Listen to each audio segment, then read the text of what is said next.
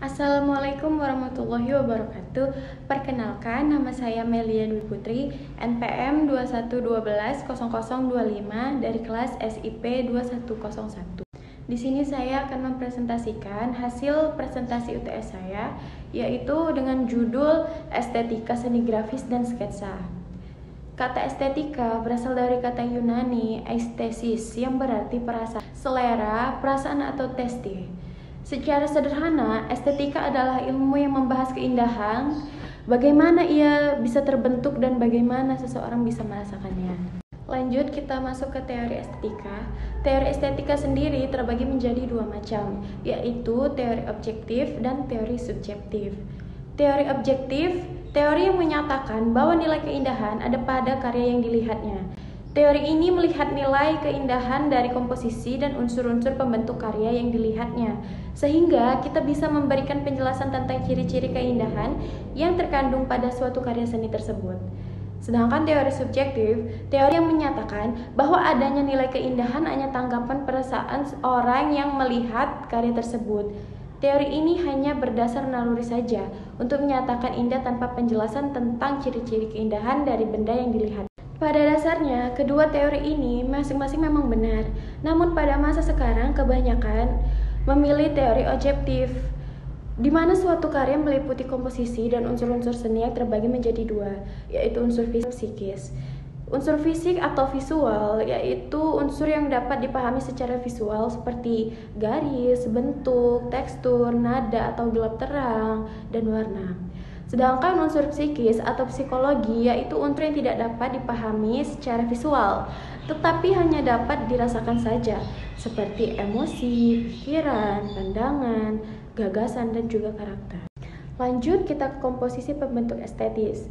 Yang pertama ada garis. Garis merupakan unsur seni rupa yang paling utama. Karena dengan garis, kita dapat membuat karya dwimatra atau trimatra. Berdasarkan wujudnya dan karakternya, garis-garis dibagi menjadi dua, yaitu garis nyata dan garis hayal. Garis nyata yang sifatnya mudah diamati hasil goresan langsung. Bentuknya juga bermacam-macam dan mempunyai karakter tersendiri. Misalnya, garis vertikal berkesan agung atau statis, garis horizontal yang berkesan seimbang. Adapun garis hayal yaitu garis yang sifatnya imajinatif, yang timbul karena adanya kesan batas atau kontur, bidang, ruang, warna, atau nada. Yang kedua ada bidang nih. Unsur bidang dalam seni rupa adalah perkembangan dari penampilan garis, yaitu perpaduan garis-garis dalam kondisi tertentu. Bidang dapat diamati secara visual pada tiap benda alam dan pada hasil karya seni rupa. Dalam hal ini dibedakan antara bidang alamiah dan bidang yang dicipta atau sengaja maupun tidak sengaja. Yang ketiga ada bentuk.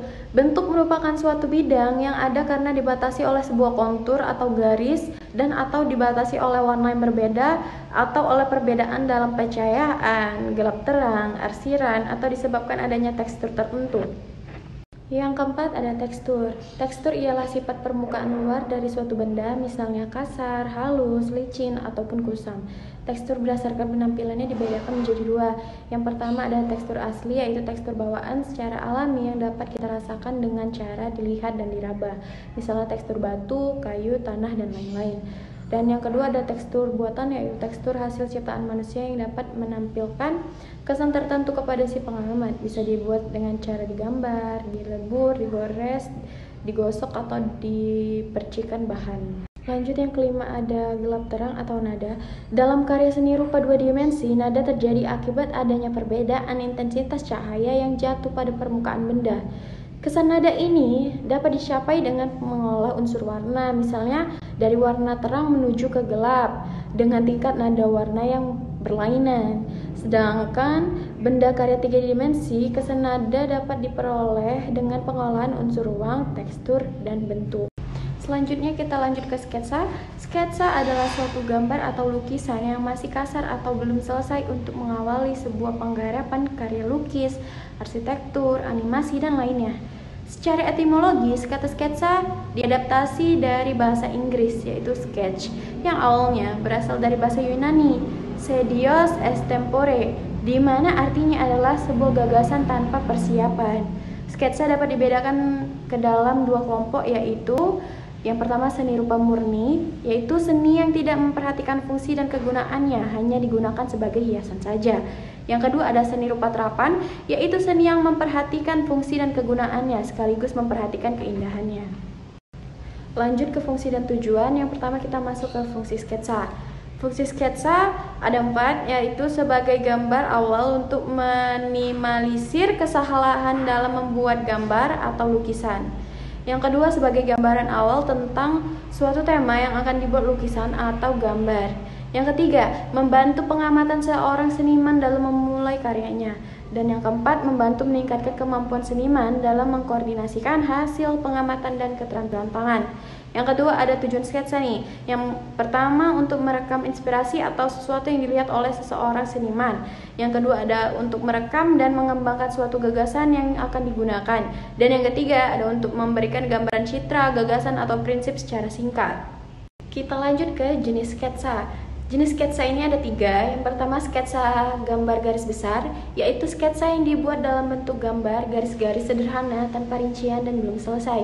Yang kedua ada sketsa cepat, yaitu sketsa yang dibuat dengan menggunakan beberapa garis besar saja untuk memperlihatkan citra pada sketsa yang telah selesai.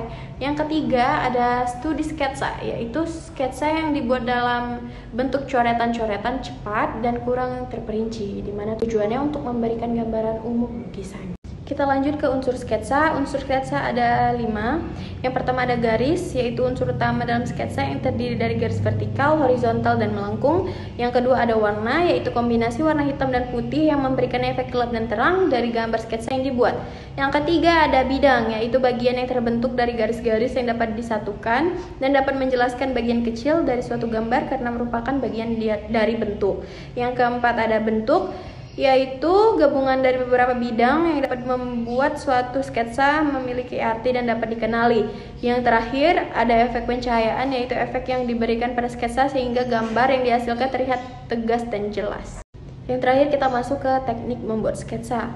Teknik membuat sketsa sendiri ada 7, yaitu yang pertama ada teknik arsir, yang kedua ada teknik Dussel, yang ketiga teknik perspektif, yang keempat teknik blok, yang kelima teknik linier, yang keenam ada teknik pointillis, dan yang ketujuh ada teknik akuarel. Sekian dari presentasi saya. Jika ada kesalahan saya mohon maaf.